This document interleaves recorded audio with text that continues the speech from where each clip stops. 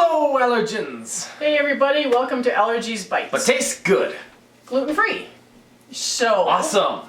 we're actually going to do a special one that we wouldn't normally do. Because we're going to kind of... well, I made marshmallows, and you guys have seen the marshmallow video, and it's got all kinds of marshmallows in it. Yeah. Well, this one we've never done before. He's happy. Okay, so... I'll be happier once we add that into it. Okay, so we're making an adult marshmallow. Hey! I'm an adult. Yeah, some would wonder. So we're going to use Cîroc. Now, when we ended up going gluten-free, well, we're not really big drinkers anyway, so I think this is, 3 years since we had our last one? About that, I would say, yeah. So, we went into the liquor store and we asked, like, is there anything that is wheat-free, gluten-free, dairy-free, egg-free? And she came up with this. This is a vodka. Potatoes. No. No potatoes. No corn. That's also what we asked. No corn, no potatoes, no... Wheat. Wheat. And she came up with this, and this is made with grapes. They have, I believe it's 8 different flavors. What is it? Cîroc. Cîroc. Vodka. Vodka. With grapes? Yep. Not potato? Nope. Isn't that weird? Nope. It's from the French. So they're the smart ones. Okay, so with this, what is really nice is they've got 8 different flavors. They say it's gluten-free, like on their site. I checked because I heard, oh no, it's not like gluten-free. So then I was going from site to site to site. They said some flavors may not be because of the flavor they add. Okay. But I never found which ones. Then when you look at it, flavoring naturally... It could have gluten in it too. Yeah. Like the vanilla flavoring, and then when you go into the fancy flavorings, those could be gluten. Absolutely. Well, this one that we're going to be using is mango. And you can see we've already used some. Not much in coffee. Some of us more than others. Hey! I need writing inspiration somehow. Okay, go! So our marshmallow today... I've been drinking my coffee down so I can add some. Our marshmallow today is going to be a mango marshmallow. So awesome. Come on in, let's get her going. All right.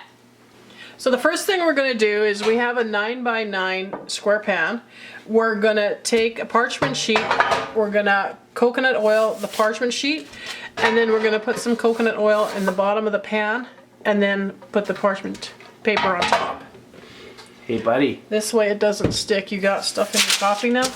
Well, you left me in the room unsupervised with the bottle. For 3 seconds! That's all it took. You're a fast mover.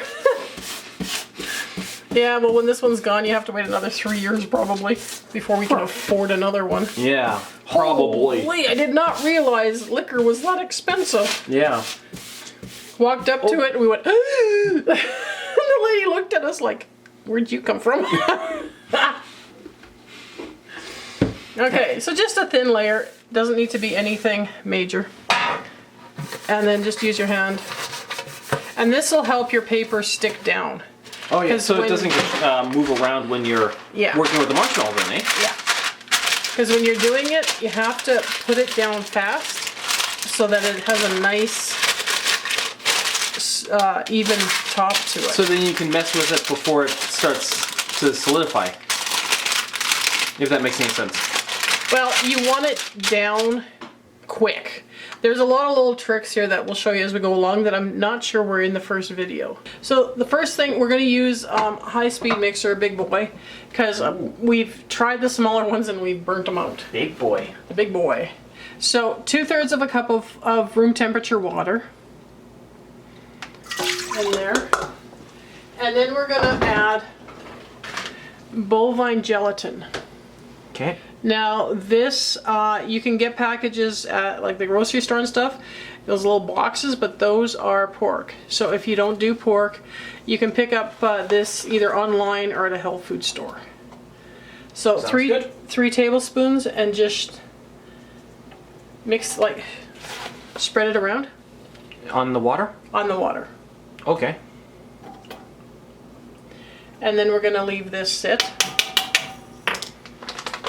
And we're gonna go over to the stove. So first we're gonna put in half a cup of water. Yeah, and this is room temperature. 1/8 teaspoon of sea salt. And 1 cup of honey. Yes. And this is the honey This is our honey. that comes from, well, Our bees. and whoever else's they get them from, but yeah. Okay, you're gonna need a candy thermometer for this. Okay. Would any other thermometer work? Thermometer? I'd use a candy thermometer. Okay. I haven't never used any other one. So we're gonna start this by turning it on medium. It's a big burner. So I'm gonna start it on medium. As we go, we're gonna turn it down, because otherwise you'll boil it over and then things start on fire and things smell like burnt sugar. What's wrong with the smell of burnt sugar? Yeah, it was like last night. But, so you start it off like this. It takes a while to get it to the right heat. And what you're trying to do is just trying to get it to 240. So you want 240, or where's that? Over here. Oh, sorry. So you want to get it to 240, Okay.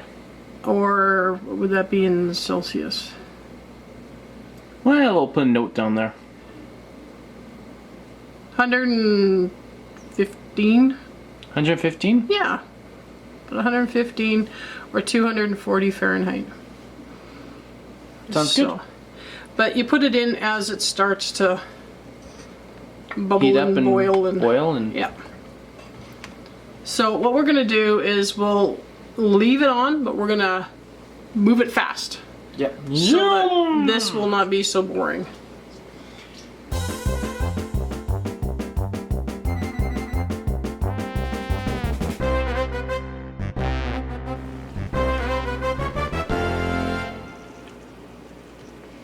Okay, we're going to turn it down just a tad. When it starts spitting, then turn it down a little bit, because that's when it's getting too hot too fast. And you'll spit on your hands, and this is like really stupid hot. Oh, so it's like someone that's angry. Yeah. The more heat they get, the more they spit. Yeah, exactly. That's funny.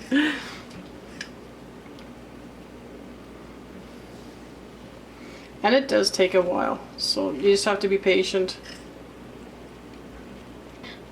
Okay, so from here, when it hits 240, we are going to take a cloth, like a dry dishcloth or whatever, to take this off, because this is hot.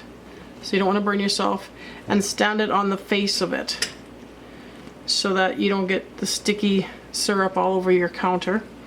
Then we're going to slowly pour it into the mixer, which will already be turning. So you get it started and then you slowly pour it in. It doesn't have to be super slow, but don't just dump everything in. And then as soon as we've got it all scraped and all poured in there, we set a timer for 10 minutes. And you beat it? And you beat it for 10 minutes is at the top speed that it goes. And then from there, when you've got about 1 minute left, we have some chopped mango. Okay, so we're gonna add this down to the marshmallow when there's about a little less than a minute left. So just before that, we're gonna pour in 3 tablespoons of Cîroc in the last minute as well, but we're going to pour it in slowly. Okay, so we're just about at 250. Sorry, 240. 240? And it's just about ready to go. Okay, so we're going to start it.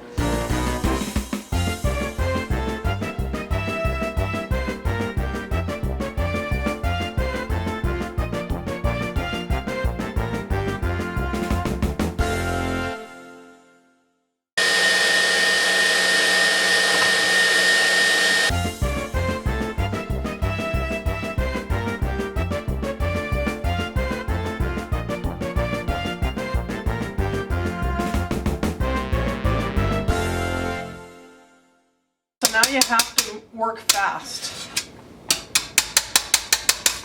Cleaning it and such? While getting it in the pan. Okay. Okay, so there was a minute left. I put in 2 tablespoons of Cîroc, and in about the last 10 seconds or so, I put in 1/4 cup chopped up dried mango. Now you don't have to put the mango in. You can just have it on top of like the chocolate, show you that, or you can put it in, your choice. It does get softer when it's inside. It kind of becomes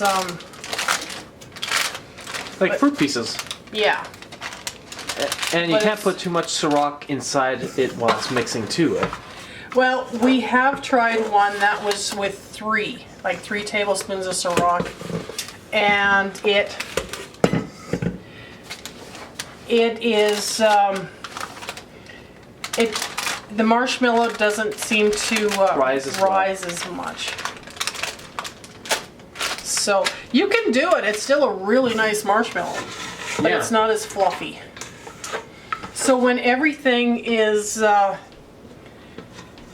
like when I'm done with the pot and I'm done with the thermometer, I put it in as hot as my tap water will go, and the stuff melts right off of it, like the sugar. Because it gets really sticky and really stiff. Everything gets really sticky. Okay, so we've got this down.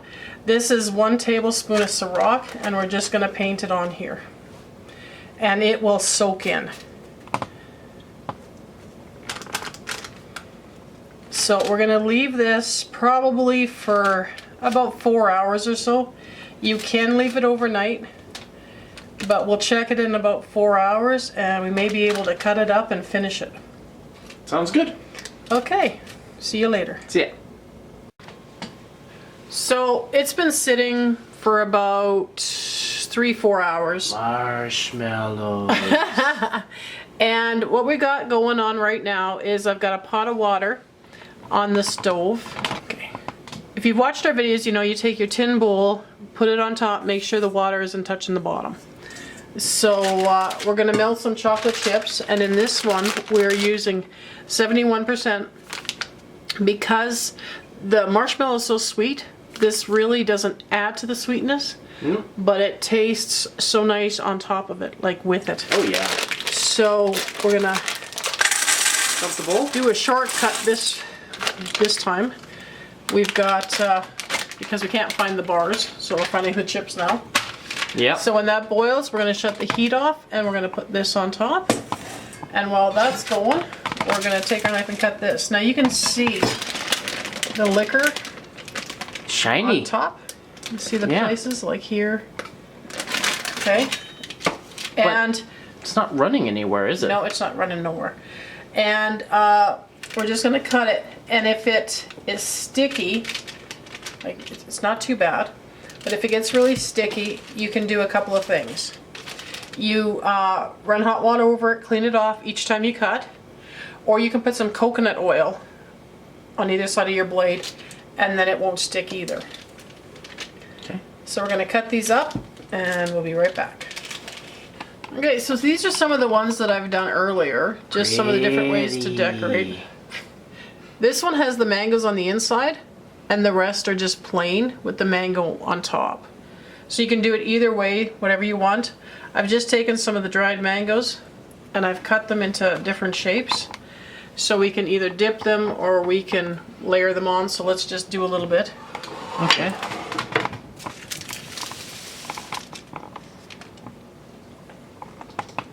And I wasn't too exact in cutting the marshmallows this time. That's no problem. Okay. Big, small, I'll eat them all. Oh, there you go. Where are you? Yeah, I'm watching. Where? I can see your bowl and I can see. Okay. So what we've done is we've turned the marshmallows upside down. Okay. So the liquor part's on the bottom.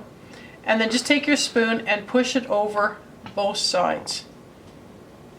And it'll form like little chocolate feet, like little stands.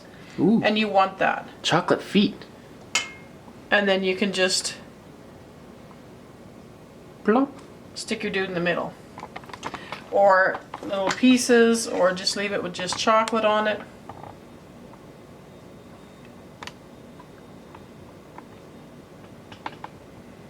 Okay, so you can even take your spoon Hands in the and way. just, Okay. sorry, better? Yeah, we Okay, can see. we're gonna just do like a little bit of a drizzle Hands in the on top. I'm trying. Do a little Try with another one. Okay, let's try this. We'll just stick. I got my hand in the chocolate. I don't complain when that happens. Chocolate drop on there? Yeah, do it like that. You can tie these Strips, little, like cut them into strips. They come Okay. in chunks, and different types of sizes, big eh? pieces, right? So cut them into strips. And then just tie it in a knot. Okay. And then You can tie it in a knot. You can tie it in a bow. you can dip part of it and put that on. However you want to decorate them, it works. Okay. If you want to, you don't have to either. Yeah. Like that. Okay, so maybe I'll use one more. And then what we're going to do is we're going to take our chocolate and we're going to add half a teaspoon of Cîroc to this chocolate. Oh yeah. Now, it's not as kind or forgiving because it gets really thick really fast and very hard to work with. Okay. But I'll show you that you can do. So let's Sounds go over to awesome. the heat and let's do that part. So we've got our Cîroc. We're going to put about half a teaspoon of it in here. The water is still warm because you want this to stay warm. Okay. Is half a teaspoon enough? That's enough for what we're doing. Okay. Okay, and then it'll start to get thick as you mix it. You can see the consistency of it changing. Yeah, it's looking more pasty. Well, it looks more like a Not the like a ganache. Yeah, Okay, a mousse. a mousse. Yeah, a Okay. pasty mousse. So with this, There's two types of imagery you can see with that one. okay. So with this, we're gonna pipe it, Gonna pipe a mousse. and you have to have it warm. Okay, this is like Okay. a ganache, and I'm using a disposable bag because I don't use chocolate with my regular piping bags Okay. because these are easier to clean. And I've just got a big star tip on here. Okay. Yeah. Okay. Okay. Uncomfortable silence for like 15 seconds. And if your chocolate is too hard, take your bowl off, start your water again, heat it again, and then put it on, and it'll warm up so that you can pipe it. Okay, ready? Yeah. Follow me over here. Your back end. Okay. Keep your finger and your thumb. Be quiet. Put your finger and your thumb together, Twist your back end, eh? and then just make rosettes. Okay. And this makes it really fancy, really easy. If you can't do a rosette, just Stars? stars, that works too. And then you can take your mango if you want, push it into the middle, or just plop it on top, Plop, plop. like that. And there you go, you're done. So I hope you enjoyed this and you find yeah. it delicious. Oh, yeah. And we will see you again this week. Oh? Yeah. So have a good couple days, and Oh, boy. we'll see you later. Bye. Oh, I forgot to tell you. So you can put them in the fridge, and the chocolate will get firmer faster, or you can leave it on the counter. That's what I do with these guys, and it looks just fine. And they don't have to be in a sealed container. What I usually do is just leave them in an open container. They don't last long. No, they don't. So, you know, They taste great. They do dry a little bit more because now, like, we just made them, so they are a little bit stickier.